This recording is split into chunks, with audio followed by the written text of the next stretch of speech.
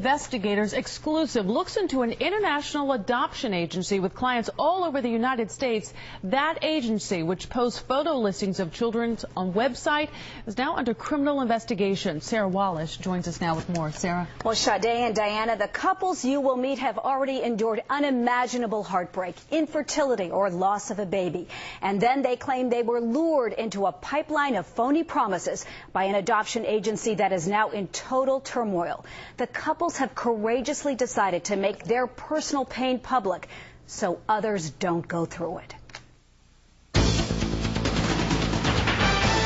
He guaranteed that you would get this baby. Absolutely. He blatantly promised this child to us. There was no doubt that this baby was reserved for you. No doubt at all. No doubt. Was it love at first sight? Yeah, Yes, absolutely. Absolutely. Absolutely. For Don and Joe DiLorenzo of Woodbridge, New Jersey, it was Alexander. He was the first baby to steal the couple's heart, but there would be others in this adoption saga that has taken families halfway around the world to the former Soviet Republic of Kazakhstan. Alexander's photo posted on various international adoption websites by an agency called Adoption International Program, run by a man named Orson Moses.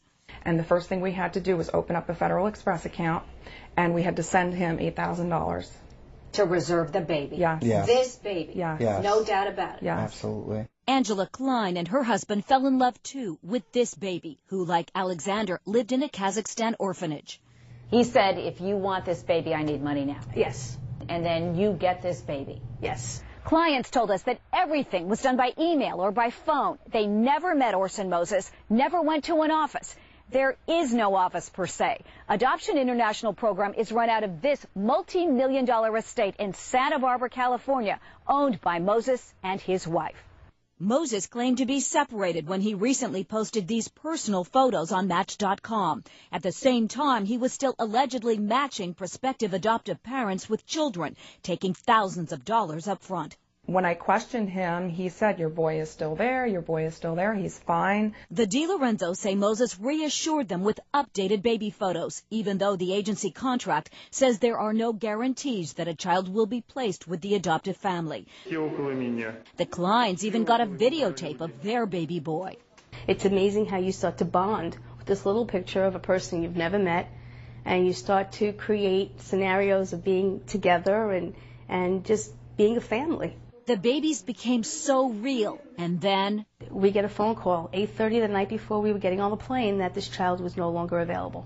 Never gave us an answer. 9 months later, we got an email that said, I'm sorry, but your baby is not available.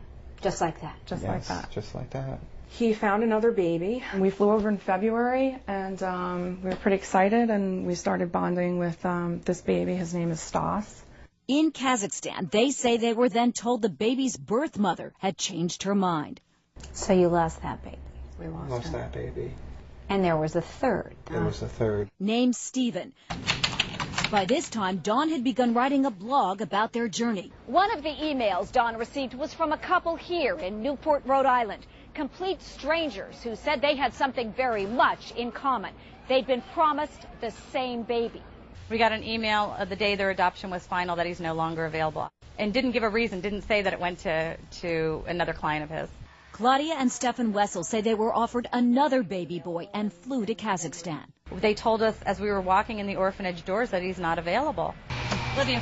The Wessels did come home from Kazakhstan with a 7-year-old girl, Anastasia, not the baby boy they'd planned on. They're grateful, but all of this has taken a hefty emotional and financial toll. It's cost us close to $50 so far. That's $50,000. Angela Klein and her husband also adopted an older child. But the DiLorenzos still have an empty nest. That's the hardest part. You come home and it's an empty crib every day. It's now 3 different boys they've loved and lost. Stephen, the child also promised to the Wessels, is still in Kazakhstan, caught in red tape. Orson Moses' response? We haven't been able to talk to Orson Moses. Neither have we. We've been told Moses has bolted from his home and the agency, leaving it in disarray. How do you look at what he's done? This is a harsh statement, but I look at the man as an emotional rapist. It is the most evil and manipulative scam that anyone could possibly drag a couple through. And the De Lorenzo say they have been told by Kazakhstan authorities if they want to pursue adoption there, they would have to start all over.